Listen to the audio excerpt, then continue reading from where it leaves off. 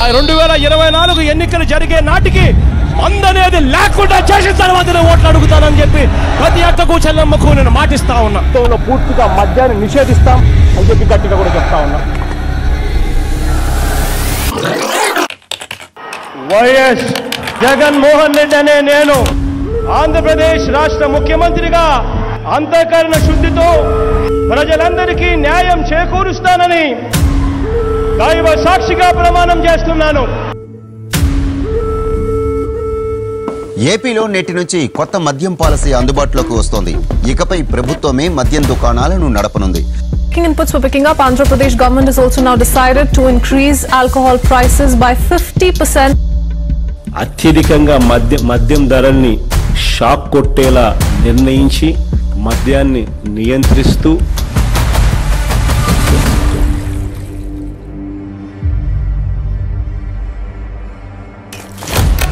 ముంబైని గడగడలాడించిన mafia డాన్లు Haji Mastan, Karim లాలా, దావూద్ ఇబ్రహీం ముఠాలు పారిశ్రామికవేత్తలను, వ్యాపారులను, ప్రముఖులను బెదిరించి సొమ్ములు దండుకునేవి. సరిగ్గా అలాంటి లక్షణాలే గంపగుత్తగా పుణికిపుచ్చుకున్న అతి ప్రమాదకరమైన ముఠానే గత వైకాపా ప్రభుత్వంలో మద్యం మాఫియా ముఠా. 2019 ఎన్నికల మేనిఫెస్టోలో జగన్ సంపూర్ణ మద్యపాన నిషేధం చేస్తానని అక్కా చెల్లెమ్మలను మభ్యపెట్టి వాళ్ల ఓట్లు దండుకొని అధికారంలోకి వచ్చిన జగన్ ఇచ్చిన వాగ్దానాన్ని తుంగలో తొక్కి తమ వ్యక్తిగత స్వార్థం కోసం ఏకంగా రాష్ట్ర మద్యం పాలసీనే మార్చేశాడు. మద్యాన్ని నియంత్రించి కుటుంబాల్లో ఆనందాన్ని నింపే విధంగా కూడా మద్యాన్ని నియంత్రిస్తూ అక్క చెల్లెమ్మలకు తోడుగా ఉండే ప్రయత్నం చేస్తా ఉన్న ప్రభుత్వం కూడా మనదే అని చెప్పి. తాగి ఇట్లయింది, అంతా కల్తీ మందు తాగి ఇట్లయింది అని చెప్పినారు. జగన్మోహన్ రెడ్డి అనంతపురంలో చూపించింటే అట్లా చెప్పినారు. మా ఆయన చనిపోయే సంవత్సరం అవుతాను సార్. ఎట్లా చనిపోయినాడంటే ఏం చెప్పుకోవాలా నేను. కల్తీ కాకపోతే పేగులు ఎందుకు బొగ్గు మాతాయండి. హాస్పిటల్ పిలిచిపోయినా కానీ ఇట్లే లివర్లు దెబ్బతిన్నాయి, కల్తీ మందు తాగినారు మీరు అని చెప్పినారు. తండ్రి ఇట్లా అయిపోయా, ఇంకా మా బతికేం రాని, ఇంకేం కూలి వస్తే సంసారం, లేకపోతే లేదు. అది తాగిన వల్లే అట్లా.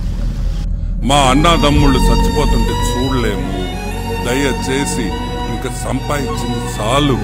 ఎక్కడికి ఎత్తుకోపోతారా? ఎంత సంపాదించుకుంటారా? లిమిట్ ఉండాలరా దేనికైనా. గొంతులు గొయ్యబాకండి రా రే.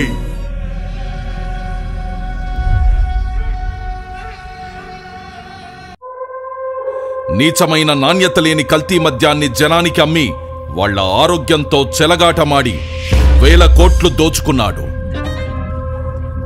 లిక్కర్ సప్లై విధానాన్ని గత వైకాపా పాలకులు తమ చేతుల్లోకి తీసుకున్నారు. ఉన్న లిక్కర్ ఫ్యాక్టరీలను భయపెట్టి బెదిరించి తమ ఆధీనంలోకి తీసుకున్నారు. వాళ్లే కల్తీ మద్యాన్ని తయారు చేసి హోల్సేల్, రీటైల్ దొంగ వ్యాపారం కూడా వాళ్లే చేశారు.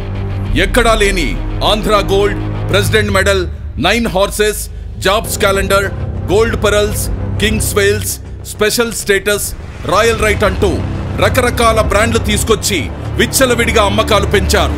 జీవో నెంబర్ 128 తీసుకొచ్చి 60/90 మిల్లీలీటర్లకు దేశంలో తయారయ్యే ఫారెన్ లిక్కర్ 10 రూపాయలుంటే అధికారంలోకి రాగానే దాన్ని 20 చేశారు. 20 రూపాయల నుంచి 40 రూపాయలకు, 250 రూపాయలది 480 రూపాయలకు పెంచారు. ఆ మరుసటి రోజే మళ్లీ జీవో నెంబర్ 129 తెచ్చి అమాంతం మళ్లా ఉన్న ధరలు పెంచేశారు. వాళ్లేం చేసినా నడిచిపోతుందనే నాజీ పోకడలతో ప్రవర్తించారు. రేటు పెంచితే సగటు ప్రజలు తాగరని వేదాలు వల్లించిన జగన్ రాష్ట్రంలో 72% మద్యం అమ్మకాలు పెంచేస్తూ కొత్త మద్యం పాలసీ ప్రవేశపెట్టాడు. 25,000 కోట్లు మా రెవెన్యూని స్టేట్కి ఇస్తాంటే అది ఎక్కడి నుంచి వచ్చింది? సంవత్సరానికి 25,000 కోట్లు, అంతకుముందు 17,000 కోట్లు ఉండేది, 25,000 కోట్లు. క్వాంటిటీస్ తగ్గాయి, రెవెన్యూ పెరిగిందంటే ఎక్కడి నుంచి వచ్చాయి? ప్రజల జీవితాలు గుల్ల చేస్తూ వాళ్ల జేబులు కొల్లగొట్టాడు.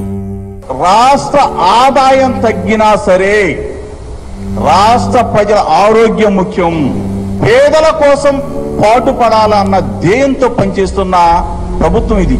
నా తోటి ఫ్రెండ్సే 5 చనిపోయారు. ఆంధ్ర గోల్డ్ అంట, 9 హార్స్ అంట, కుర్రం ఉందంట, అన్ని డూప్లికేట్ ముందు తయారు చేసి దోపిడీ రాజ్యం అయిపోయింది. మొత్తం స్పిరిటే.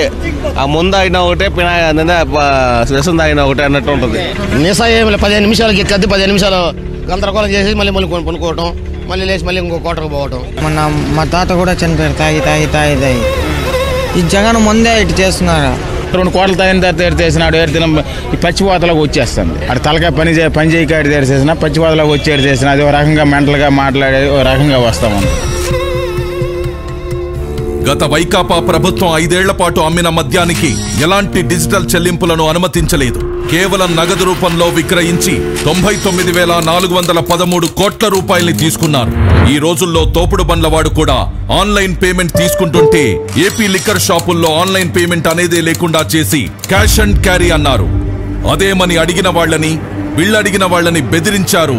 వినకపోతే అరెస్టులు చేశారు, కేసులు పెట్టారు.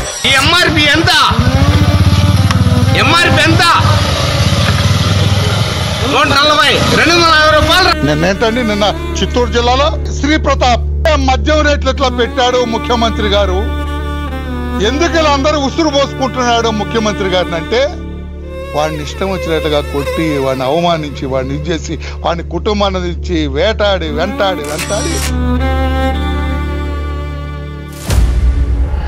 2019లో జగన్ తన వైకాపా ప్రభుత్వం రాగానే 1000 కోట్లు ప్రజల నుంచి పిండుకోవాలని ప్లాన్ చేశారు. తమ పన్నాగాలన్నీ ఎలా అమలు చేయాలన్న అంశాలన్నీ ఎంపీ మిథున్ రెడ్డి రూపకల్పన చేశాడు. అతడే ఈ స్కామ్ కి మొత్తం రింగ్ మాస్టర్ గా వ్యవహరించాడు. అప్పటి బెవరేజెస్ కార్పొరేషన్ లో అసిస్టెంట్ కమిషనర్ గా ఉన్న సత్యప్రసాద్ ని ఈ కుట్రకి పావుగా వాడుకున్నారు. ముడుపుల దందాపై చర్చించేందుకు సత్యప్రసాద్ ని 2019 అక్టోబర్ 10న తమ నివాసానికి పిలిపించుకొని మద్యం సిండికేట్ కోసం తమకు అనుకూలంగా పనిచేయాలని ఆదేశించారు. ప్రతిఫలంగా ఆయనకు 2023లో IAS పదోన్నతి ఇస్తామని ఆశ చూపించారు. దానికి లొంగిపోయిన సత్యప్రసాద్ రెండో మీటింగ్ కి గాను 13/10/2019న డిస్టిలరీస్ నుంచి నెలసరి ముడుపులు ఎలా వసూలు చేయాలి అన్న అంశాలపై కీలక చర్చ జరిగింది. మద్యం అమ్మకాల బేస్ ధరపై కనీసం 12% కమిషన్ వసూలు చేయాలని ఎంపీ మిథున్ రెడ్డి ప్రతిపాదించాడు. తన ప్లాన్ పక్కాగా అమలు చేసేందుకు సత్యప్రసాద్, వాసుదేవరెడ్డిలకు కొన్ని మార్గదర్శకాలిచ్చారు. మద్యం అమ్మకాలకు సంబంధించి 2019కి ముందు టీడీపీ ప్రభుత్వం అమలు చేసిన ఆటోమేటిక్ విధానం తీసేయాలని, ఆ స్థానంలో మాన్యువల్ కంపెనీ విధానం తీసుకురావాలని సూచించారు. 2019వ సంవత్సరం రెండో అర్ధభాగంలో డిస్టిలరీల యాజమాన్యాలతో హైదరాబాద్ పార్క్ హయత్ హోటల్లో మద్యం కుంభకోణం రూపకర్తల్లో SPY డిస్టిలరీస్ పూర్వ డైరెక్టర్ అయిన సజ్జల శ్రీధర్ రెడ్డి ఈ సమావేశాన్ని ఏర్పాటు చేశారు. తమ ప్లాన్ కు సహకరించకపోతే మద్యం సరఫరా ఆర్డర్లు ఇవ్వబోమని బెదిరించారు. వ్యాపారం కోల్పోతామన్న భయంతో డిస్టిలరీల యజమానులు మద్యం కనీస ధరపై 12% చొప్పున ముడుపులు చెల్లించేందుకు అంగీకరించారు. కానీ లిక్కర్ సిండికేట్ దాన్ని కొన్ని రోజుల్లోనే 20% పెంచేసింది. వసూలు చేసిన ముడుపును మొదట మద్యం పాలసీ మార్చడంలోనూ కీలక పాత్ర వహించిన రాజ్ కేసిరెడ్డి కందేవి. వాటిని అతని నుండి మిథున్ రెడ్డి, భారతీ సిమెంట్ డైరెక్టర్ జగన్ సతీమణి భారతి తరపున ఆర్థిక వ్యవహారాలు చూసే గోవిందప్ప బాలాజీకి అందజేసేవారు. వారా సొమ్మును చివరగా అప్పటి సీఎం జగన్ కందజేసేవారు. ప్రతి నెల సగటున 50 నుండి 60 కోట్ల ముడుపులు జగన్ కందేవి.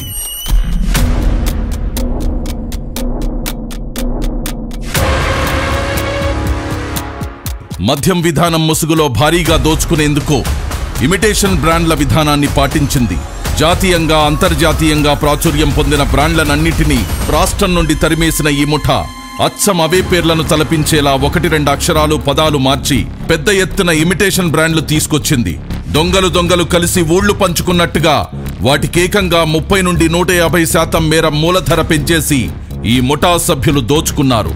అవే అసలైన నాణ్యమైన బ్రాండ్లు అనేలా ప్రజల్ని మభ్యపెట్టి ప్రభుత్వ దుకాణాల్లో విక్రయించారు. దాదాపుగా 1,50,000 టెస్టులు కూడా డిపార్ట్మెంట్ కూడా చేసింది. తీసుకునేటప్పుడు కూడా బ్రాండ్ పేరు ఏది అన్నది ప్రధానం కానే కాదు అధ్యక్ష.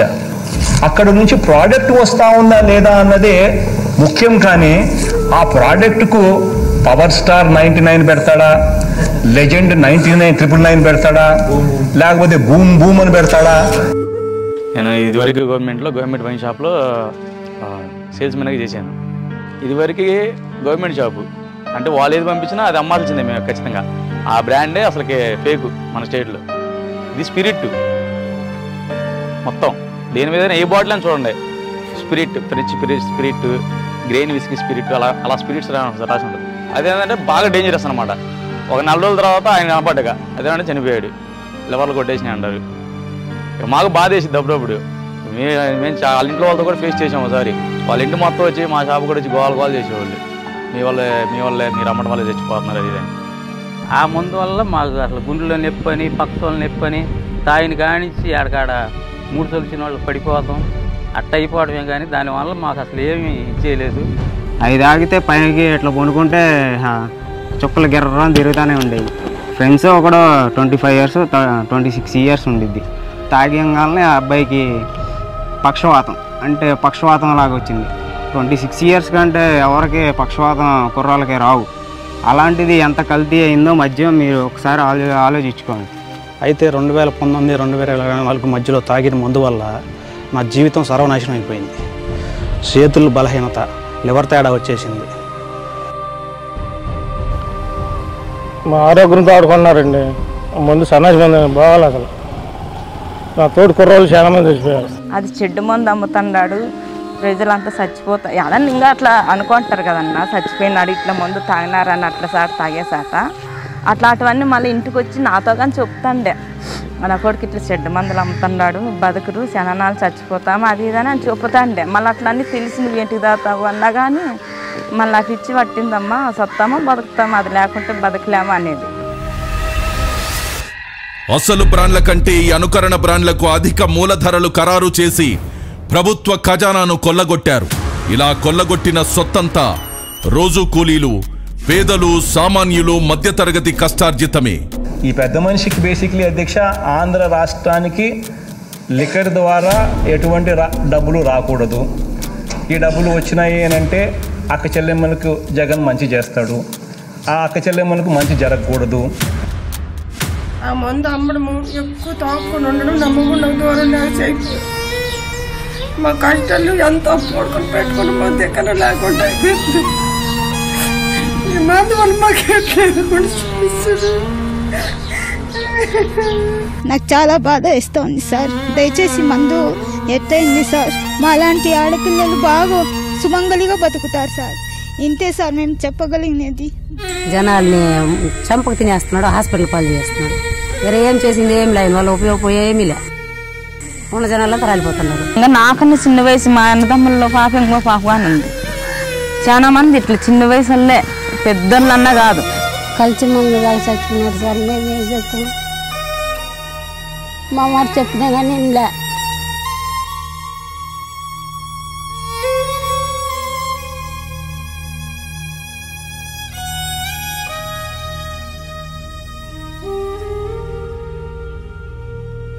ఇక్కడెక్కడ ఒకడు చచ్చిపోయాడు, పార్క్లోనే బైపాస్ రావు చచ్చిపోయాడు, ఒకడేమో చెక్పోస్ట్ కాడ చచ్చిపోయాడు, 3 చచ్చిపోయారండి. మందులో ప్రాబ్లం వల్ల చచ్చిపోయారండి. 3 రోజుల క్రితం అబ్బాయి తాగి నైట్ పనుకున్నాడు అనుకుంటా, ఒళ్ళు అలసిపోయిందని.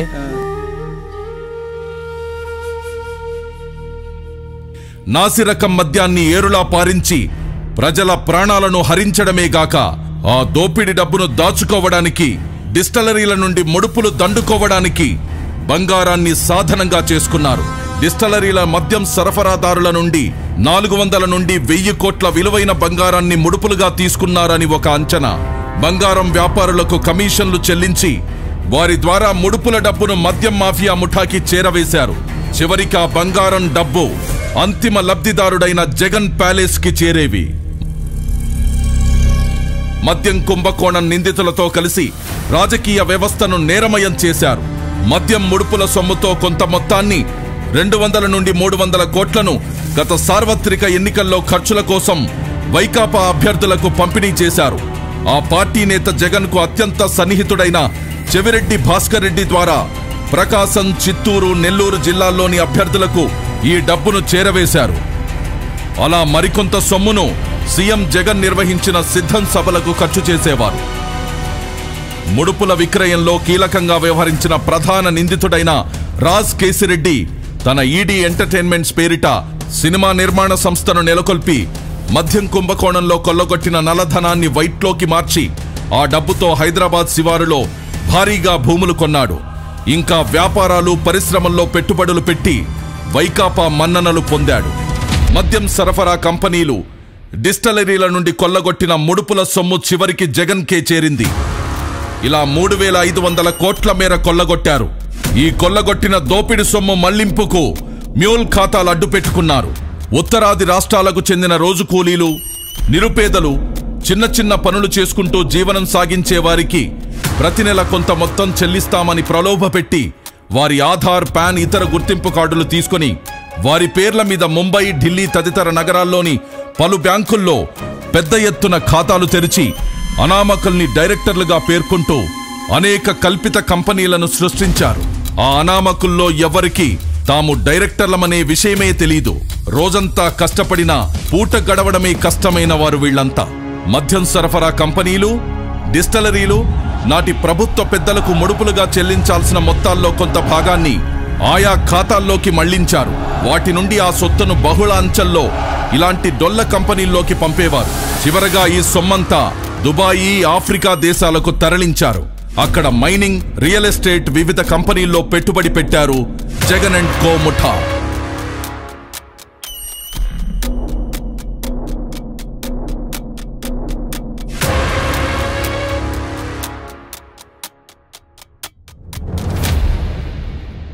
నరాలు నిర్వీర్యమై జనం వణికిపోని, కలుషితం తాగి కాలేయం కుళ్ళిపోని, మూత్రపిండాలు మలినమై కృంగిపోని, జవసత్వాలిడిగి కడకు మనిషే మట్టిలో కలిసిపోని. వాళ్లకేమక్కర్లేదు, జనమేమైపోయినా చింతలేదు. ఆ ముఠాకి ముడుపులు కావాలి, కమిషన్లతో సొంత ఖజానా నిండాలి, ప్యాలెస్లు కళకళలాడుతుండాలి. వాళ్ళు ఎవరు బయట తిరగడానికి అర్హులు కాదు. లక్షల కోట్లు మా నుంచి దోసుకొని లక్షల కోట్లు అప్పు చేసి ఎవరైతే స్కామ్ చేశారో వాళ్ళందరికీ శిక్ష పడాలి. మిగతా వాళ్ళ మందు వల్ల నష్టపోయిన వాళ్ళ జీవితాలందరికీ సుఖాలు, సంతోషాలు కలగాలని కోరుకుంటున్నానండి.